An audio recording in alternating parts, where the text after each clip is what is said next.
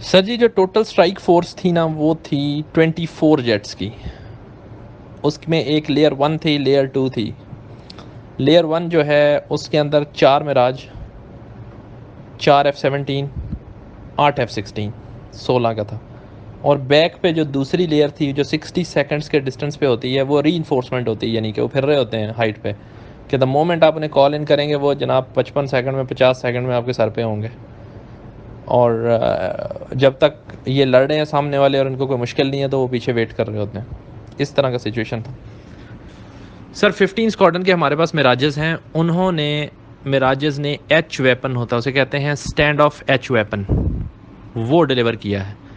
जो टारगेट्स 6 थे वो Indian military headquarters, Indian special forces headquarters, raw के हेडक्वार्टर्स, और जो आपके पास उनके एमुनेशन डंप्स हैं जहाँ उनके बहुत बड़े बड़े डंप हैं एमुनेशन के, और एक आध और इस तरह के टारगेट। उन सब की फुटबॉल ग्राउंड्स को या उनके करीब जो खाली ग्राउंड्स थी उनको टारगेट किया है। यानी कि द मैसेज वाज गिवन कि भाई हम यहाँ वेपन मार सकते हैं और आपका बाप भी नहीं रोक सकता, हम आपके सर पे भी मार सकते हैं at any time whenever we want. The message was well conveyed and well received. समझ आ गई उनको। सबसे ज़्यादा जो साइकोलॉजिकल इम्पैक्ट हुआ है ना उन पे, वो उन एच वेपन्स का हुआ है जो हमारे मिराजेस ने उनको दिया है, मारा है। अच्छा सर, मतलब कि अगर यही एच वेपन जहां उन्होंने मारे हैं उससे 200 मीटर साइड पे होता है तो इंडियन कैजुअल्टीज़, मिलिट्री कैजुअल्टीज़ जो ऑफिसर्स हैं ज़्यादा, वो तकरीबन 10,000 से ज़्यादा होती। अब आगे आप खुद समझदार हैं उसका क्या इम्पैक्ट है। ठीक है ना सर। तो सेकेंडली जो आपने बात की है वो ये था कि 2 मिराजेस हमारे LOC पे गए, बिल्कुल लाइन ऑफ कंट्रोल पे, मतलब लो एल्टीट्यूड हाई स्पीड, करीब जाके ये पुल अप करते हैं 30,000 फुट से, ये वेपन को डिलीवर कर देते हैं। वो वेपन एच वेपन जो ही डिटैच होता है अपने प्लेटफॉर्म से, वो विंग डिप्लॉय कर लेता है। विंग डिप्लॉय होते हैं और वो जाता है। पीछे से 2 मिराज आते हैं, वो दोनों मिराज 2 सीटर मिराज होते हैं। अगले लड़का फ्लाई कर रहा होता है, पीछे वाले लड़के के सामने TV स्क्रीन होती है, वो उस वेपन को गाइड कर रहा होता है। यानी अगर कोई वेपन ऊपर नीचे हरकत करे तो पीछे से manually over the radio link आप उसे गाइड करते हैं। उन 2 मिराजेस ने LOC क्रॉस की है उन वेपन्स को गाइड करने के चक्कर में, 10 किलोमीटर तक अंदर घुसे हैं, वेपन्स को उनके टारगेट पे डिलीवर किया है और मोड़ लिया। जब वापस इतने टाइम में इंडियन एयरफोर्स ने श्रीनगर एयर स्टेशन से स्क्रैम्बल कर दिया, उन्होंने 2 MiG-21, 4 Su-30 MKI और 2 मिराज 21C मॉडल के जहाज़ इन एयर किए हैं, 8 जहाज़।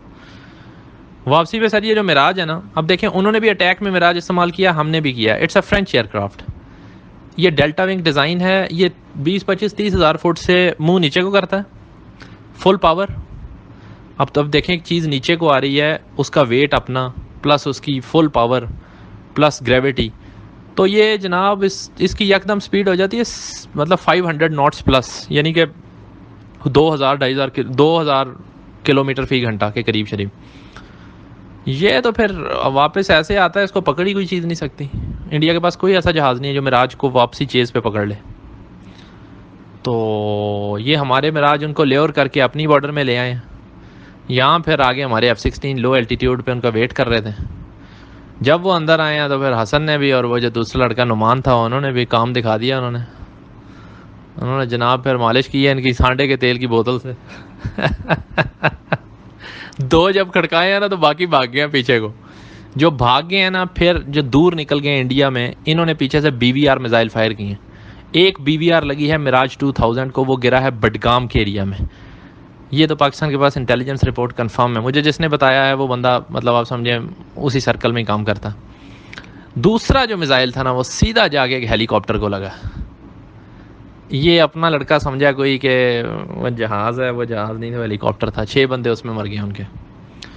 All this mission, everything right from the Mirage raid all the way to this last moment, 25 minutes, that's it.